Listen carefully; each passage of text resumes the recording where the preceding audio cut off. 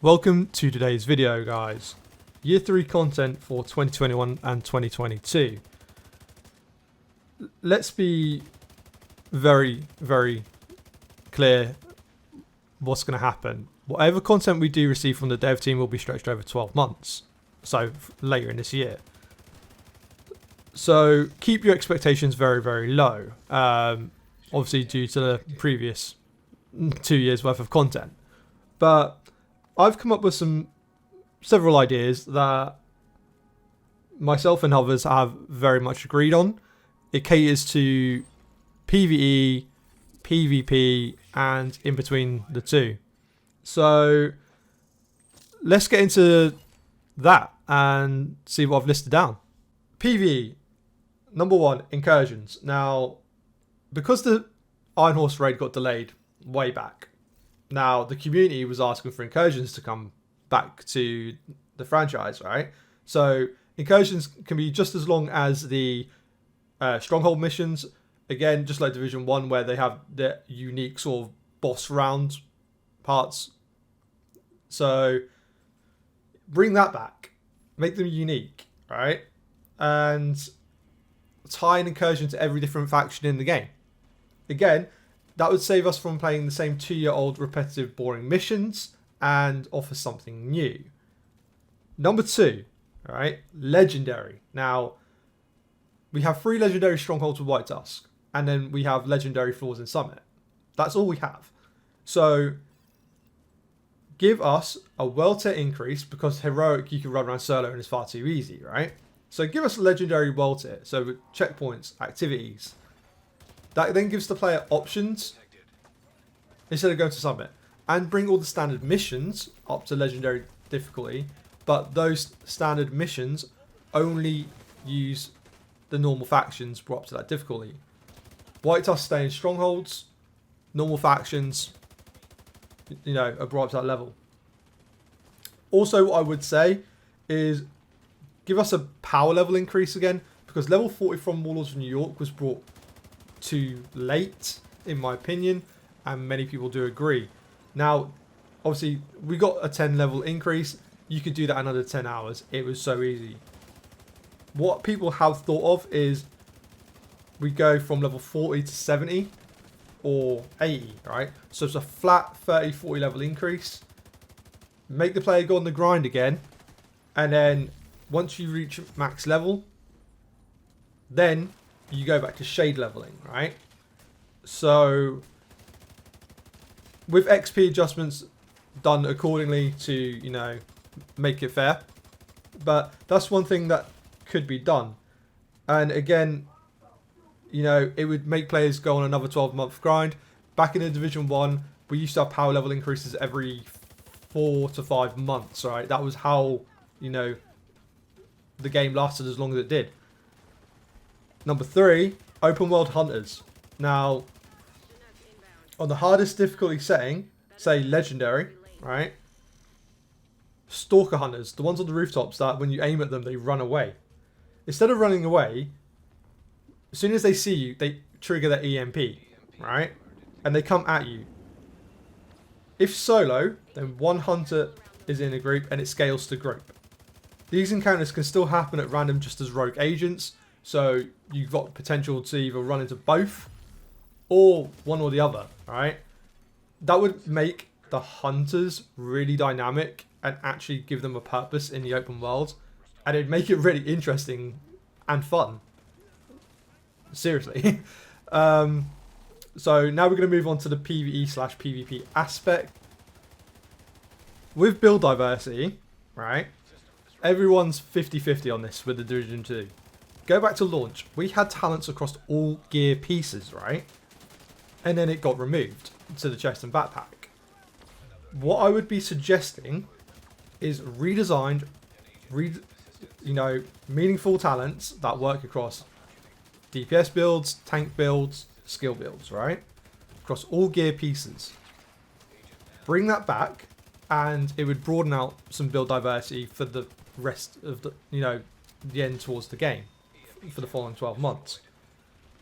I know exotics are supposed to be unique, but again, in Division 1, we could run multiple exotics and make so many different hybrid builds with them.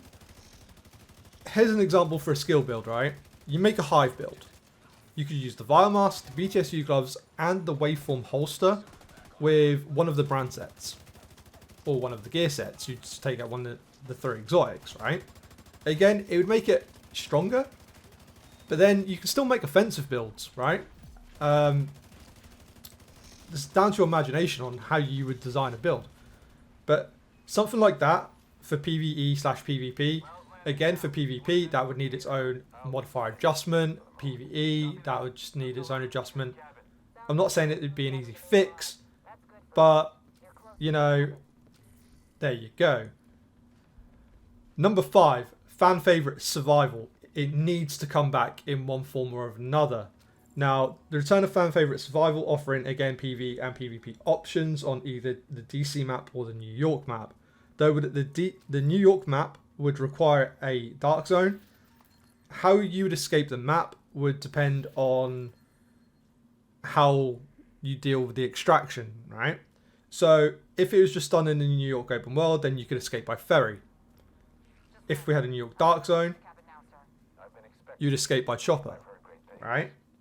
I'll do a separate video on how you can bring survival and different mechanics, very similar to the Division 1, in a separate video. But that's just a little taste of what they could do. Number 6, anything PvP related should return to Redstorm in my opinion.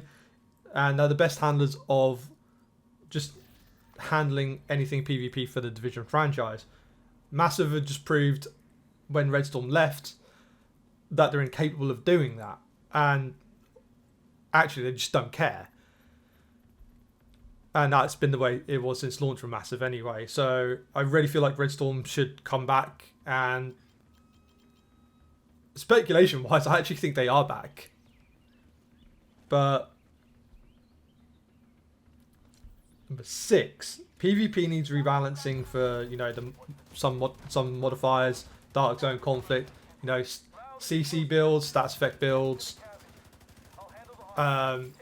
even the most bizarre tank builds that can outdo stupid damage. You know, I think things like this need to be relooked at and tweaked slightly, because you can run the most cheesiest build and just slaughter an entire fucking tank squad. You know, somehow we're like, there needs to be trade-offs. Back in Division 1, you know, there was like counters to certain things. You know, Striker countered Nomad, Nomad countered Predator. You know, that needs to be relooked at, really. Number 7. Now, this would be an interesting one, right? So, the possibility to add a squad of hunters to the Dark Zone extractions on rotation. 1 legendary landmark per Dark Zone. Which either could have White Tusk in the non-invaded, and in the invaded have the hunters as a boss fight. Now, that would be dependent on 1 legendary landmark in each DZ. But then, as well, you could have a hunter fight at an extraction when you call it in, right? So not only do you have to deal with players, you've got a squad of hunters that, on the initial squad that calls in the extraction, scales to that squad, right? It would make it interesting. And it's a cool idea. And then following on, give us a New York Dark Zone that can hold up to 20 to 24 players. This could be one big one done on the New York map, up towards Midtown. But it would need its own dedicated PvP server, right? Currently, the game engine can only hold up to 12. They did test 16 players, and they were like, oh, we don't like it because it was Slugfest. And Drew said that on State of the Game. And the PvP community went ballistic because a Slugfest is what we want. If we can't get up to 20 to 24 players, give us 16 to 20. Try it, right? Give it its own dedicated server and fucking try it, because that would make the PvP community happy. Also, you know, just, it's simple. Stop isolating one side of the community, right? Following on, with a bigger dark zone for the New York map, you could take all 3 Washington dark zone maps and combine them to one big one north to south. Now this could bring Last Stand back. So either a Last Stand map could use the New York map, or you can again level the 3 DC maps north to south and then do it that way to make 8v8 or 10v10 for Last Stand. Now that's a fan favorite PvP game mode from Division 1. Unfortunately in Conflict, domination doesn't quite cut it. And again, if you just gave the player a PvP game mode option when you go into Conflict and let the player decide what type of PvP mode they want to play, that would be genius, right? But following on, you know, either map that has a dark zone, I would say the New York map, right? If that got a dark zone, go back to the original style of the Division, right?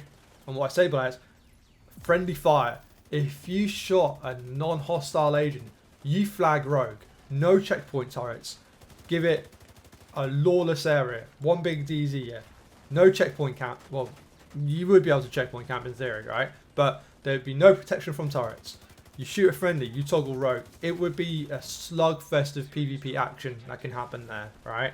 And again, you can farm in it, right? There'll be landmarks, but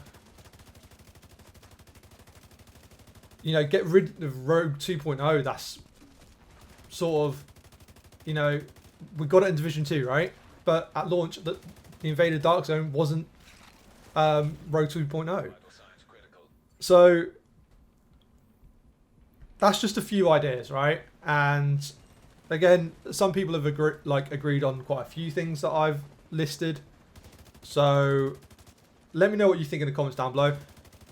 If you're not subscribed to the channel, then hit the subscribe button, ping the notification bell when I do upload. And yeah, the follow-up video to this will be a survival video. So I will see you guys in the next one. Rogue out. Peace.